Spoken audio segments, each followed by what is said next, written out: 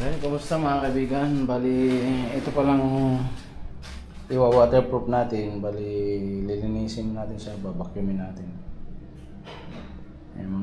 Tanggalin natin yung mga alikabok bago natin tirahin ng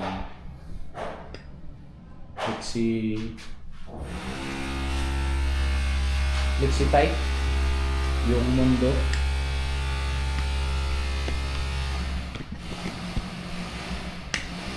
Tirahin muna natin ng vacuum.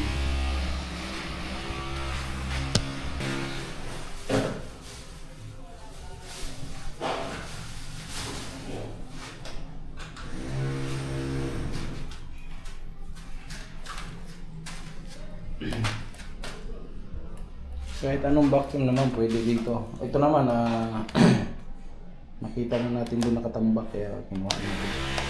Nakakahigop naman pero mahina. Kung meron kayong vacuum na mas malakas, mas okay.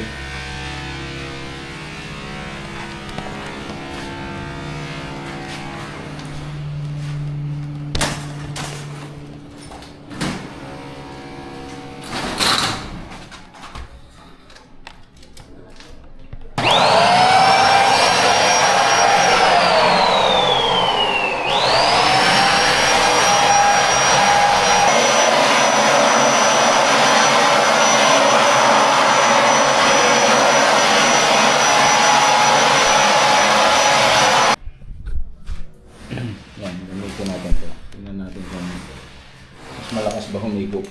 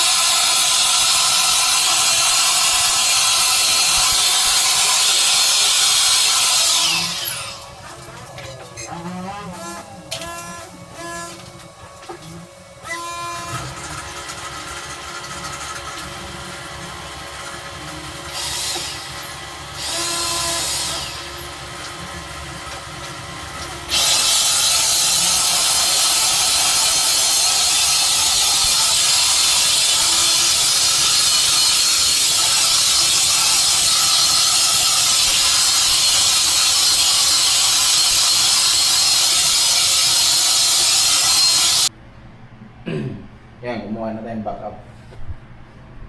Ito, vacuum. Hindi kinaya ng isa, umusok.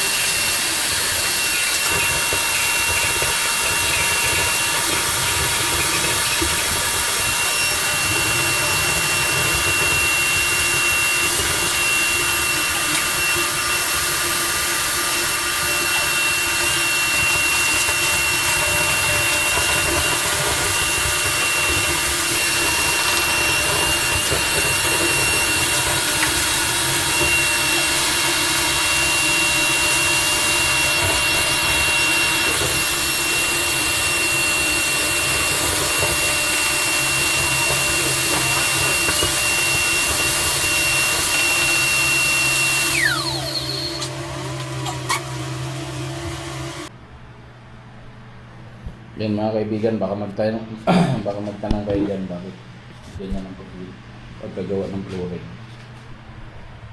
Ayan. May tubo nakalabas. Yung mga bakal labas. Yung dating may-ari dito yung gumawa ng paggawa nito. Kumuha rin ng kontraktor. Tapos, manipis yung buhos ng flooring. Mga dos lang. Yan o. Kaya nag-waterproofing tayo kasi tumagas na sa baba. Hindi naman natin sila inaano. Yung mga kontraktor na ganito ang mga gawa. Yung mga tinitipid ng materialis para kumita ng malaki. Yan, ganyan. Kaya inulit natin yan. Hindi tayo kumuha nito dito sa bahay. Parang nirenovate lang to. Inano lang natin. Inaayos na natin yung mga gawa nilang mga palpak.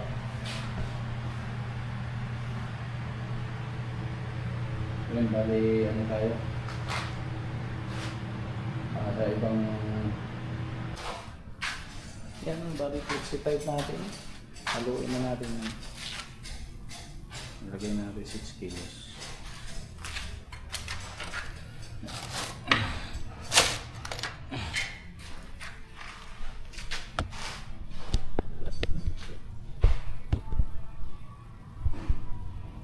Meron tayo pang nikos-nikos.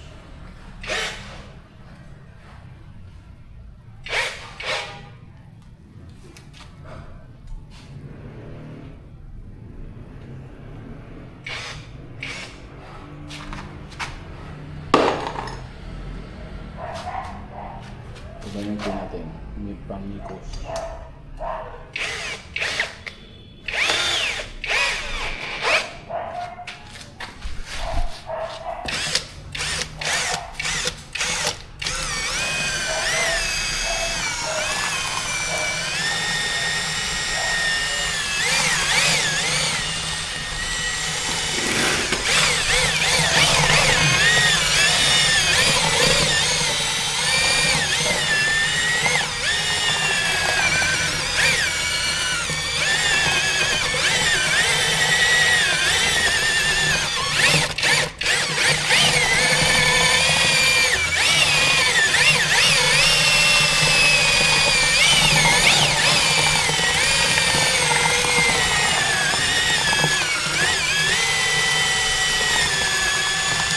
Bali, tapusin na natin ito mag-mix.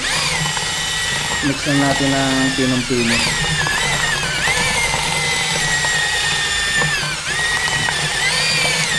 Balik tayo mamaya pagka nagpahit na. Mimix lang natin. Gumagamit tayo ng pang waterproofing dati, yung ano, Flexiband D-base. Pero ito ngayon lang tayo nakasubok nito. Bali yung mga bukol-bukol na yan, pipinuhin lang natin. Tapos apply na natin sa pino na. Alayin na natin na maigit.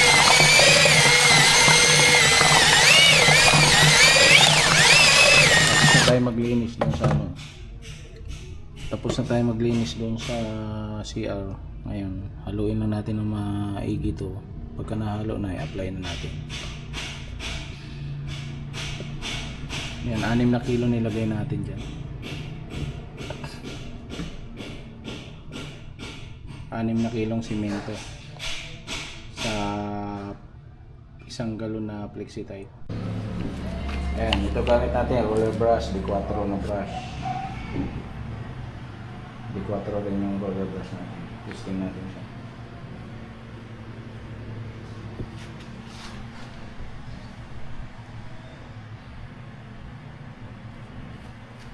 Vertical tsaka horizontal. Vertical muna gagawin natin.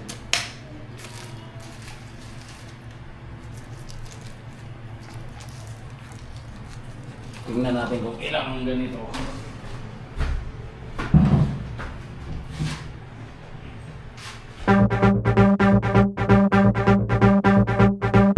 Up and down, round and round, up and down.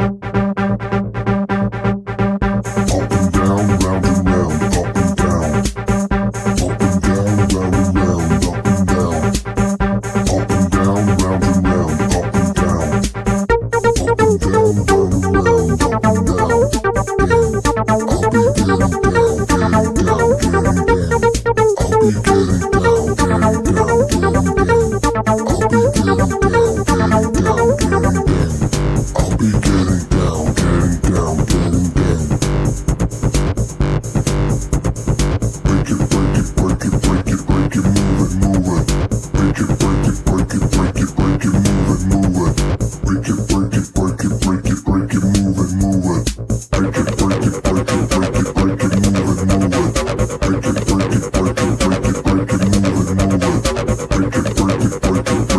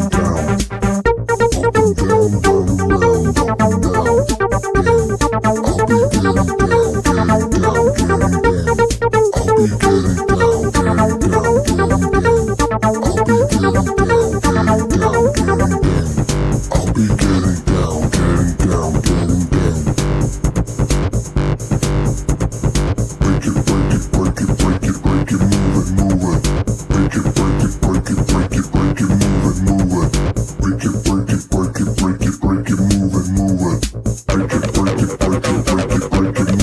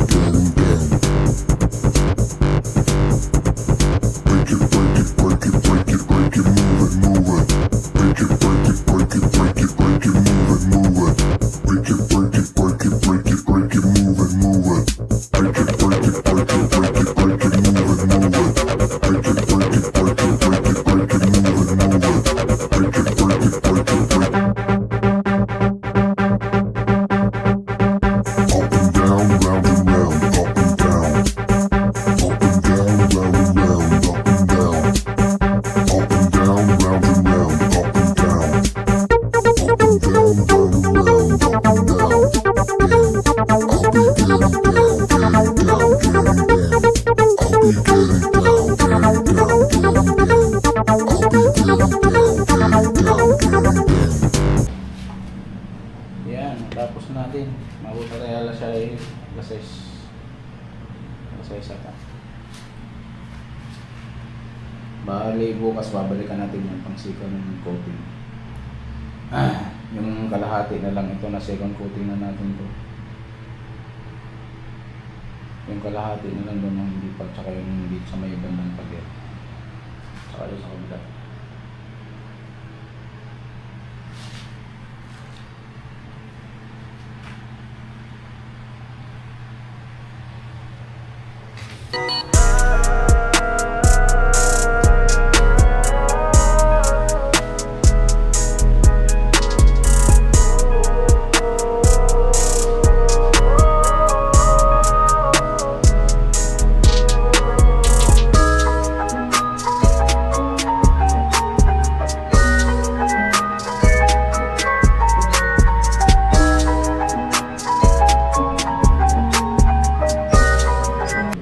Pero ayusin pa rin natin itong mga plumbing sa baba kasi walang mga pit-trap yan.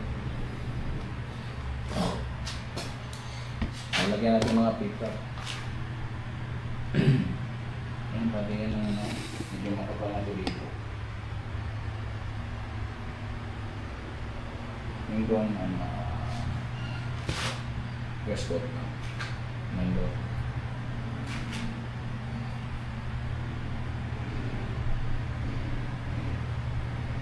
Tsaka yung ginawa nating halo dito pala. Bali, ginawa ko lang pagka 5 ang cement, 5 kilos, 5 kilos and a half. 5 kilos and a half yung cement na ginamit natin. Mas madali siya ipunas, ipahid. Kaysa doon sa 6 kilos, medyo makunay. Binawasan natin kasi hindi tayo masyado. Nung binawasan natin ng kalahating kilo, ayan, maganda na yung pahid natin. Pero yung nakalagay sa nakalagay naman sa box 6 kilos yung nasa sa inyo na yan. Sa akin yung experience ko dito, bali sa 6 kilos masyado siyang malapot. Nahirapan tayo magpunas doon kanina. Kaya binawasan ko ng kalahating kilo. Yun lang, nasa sa inyo naman yan kung 6 kilos na ilalagay nyo.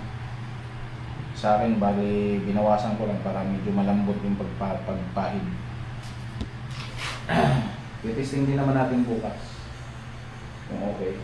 Kaya na naman bahala dyan kung halimbawa sundin yung nando sa box ng flexi-type. Okay din naman. Pero yun, bali, kumusta mga kaibigan? Nandito tayo ngayon. Tuyo na yung nilagyan natin ng first coat. Bali, nabitin tayo yung nakaraan kasi nabasa yan. Hindi muna natin na second coat. Ngayon natin itutuloy.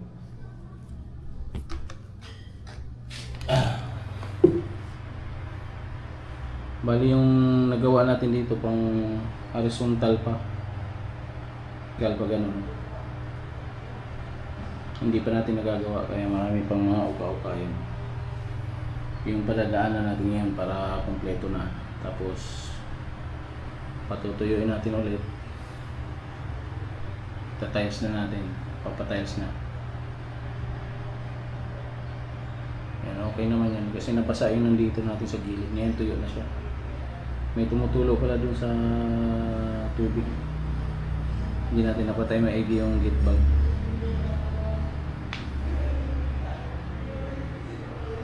Kaya tapusin natin ngayon yan.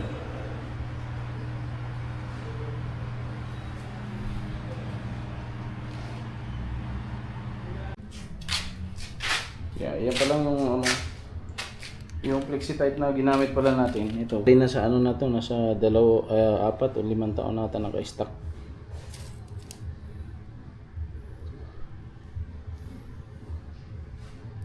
Okay pa naman, nagagamit pa naman siya.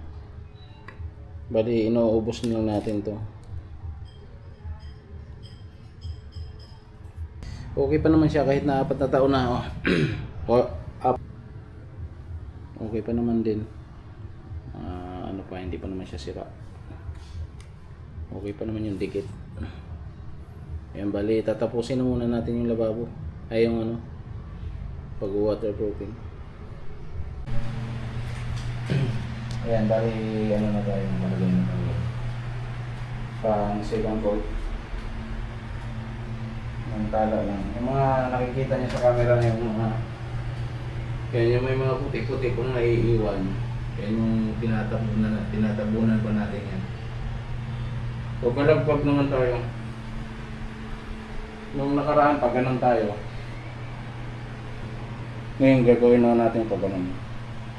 Pakalang. Marami pa yung ano, mga hindi pa nalalagyan.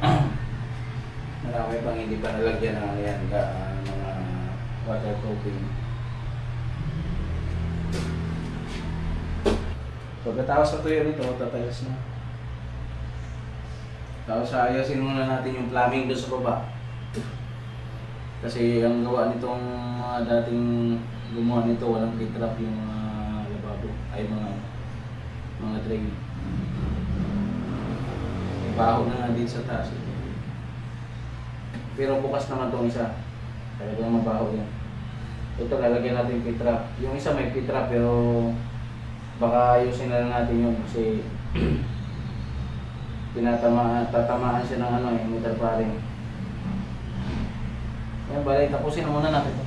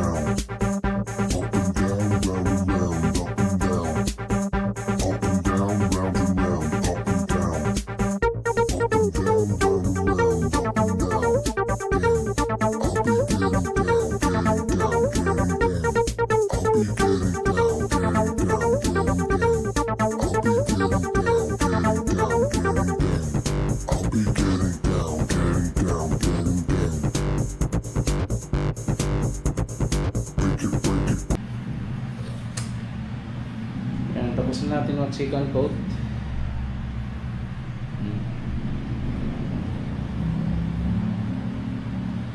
Tutuyuin. Patutuyuin na lang natin.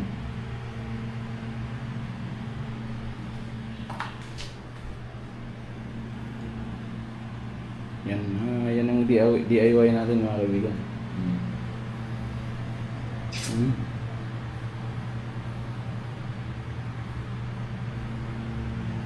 Tingnan na natin yung resulta pagka tiles na, tapos nagkaroon ng tubig yung sahig ko.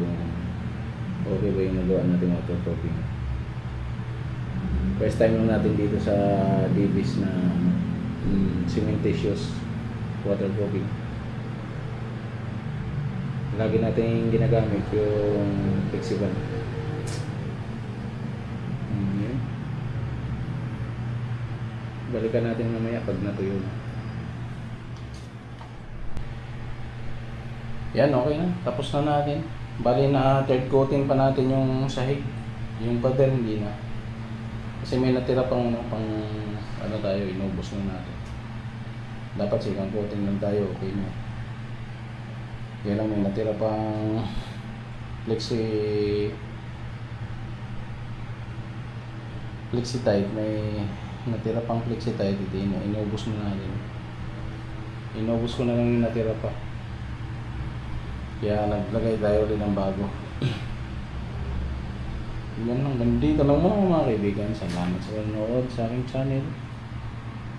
Maraming salamat.